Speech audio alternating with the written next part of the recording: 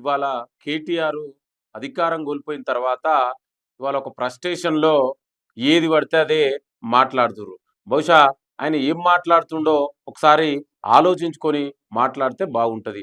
ఇవాళ హామీల గురించి కేటీఆర్ గారు, బీఆర్ఎస్ నాయకులు మాట్లాడితే ఇవాళ చాలా విడ్డూరంగా ఉంది. 10 ఏండ్ల బీఆర్ఎస్ పాలనంతా కూడా అవినీతి, అక్రమాలు, ఇవాళ తెలంగాణ ప్రజల కష్టార్జితమైన సొమ్ముని దోచుకొని, దాచుకున్నటువంటి కుటుంబాలు ఇవాళ వాటాల పంచాయతీలే ఇవాళ బీఆర్ఎస్ పతనం అనేది చాలా స్పష్టంగా కనబడుతుంది. స్వయంగా మీ చెల్లె చాలా స్పష్టంగా చెప్పేది కేసీఆర్ బీఆర్ఎస్ పాలన ఎంత అవినీతిమయమైందనేది. ఇవాళ మీరు హామీల గురించి మాట్లాడితే ఇవాళ తెలంగాణ ప్రజలు మీ మాటలను చూసి అసహించుకుంటున్నారు. ఇవాళ ముందుగా తెలంగాణ ప్రజలకు కల్వకుంట్ల కుటుంబం, కేసీఆర్ ఫ్యామిలీ, బీఆర్ఎస్ నాయకులే తెలంగాణ ప్రజలకు బాకీ ఉన్నారు.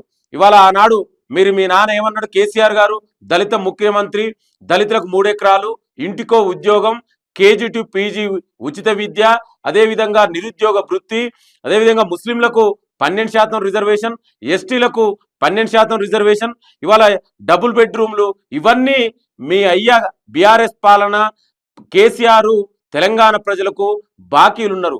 మీరు బాకీ గురించి మాట్లాడితే చాలా హాస్యాస్పదంగా ఉంది. తెలంగాణ మిగులు బడ్జెట్ రాష్ట్రాన్ని మీకు అప్పగిస్తే 10 ఏండ్లల్లా లక్షల కోట్ల 8 లక్షల కోట్ల అప్పు చేసినటువంటి, బాకీ చేసినటువంటి దుర్మార్గ పాలన మీరా బాకీల గురించి మాట్లాడేది? ముందు తెలంగాణ ప్రజలకు ఎవరన్నా బాకీ ఉన్నారంటే అది కల్వకుంట్ల కుటుంబం మాత్రమే.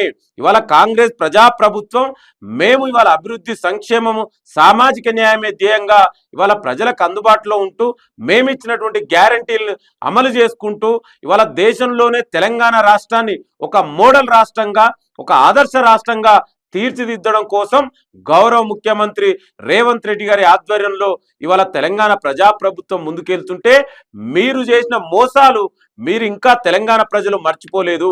ఇంకా కూడా మీ దుర్మార్గాలు తెలంగాణ ప్రజలకు ఇంకా కండ్లల్లో మెదులుతున్నాయి. మీరు ఆనాడేమన్నారు? అమరవీరులను కూడా మోసం చేసినటువంటి వ్యక్తులు ఆనాటి పాలకులు, కేసీఆర్ ఫ్యామిలీ.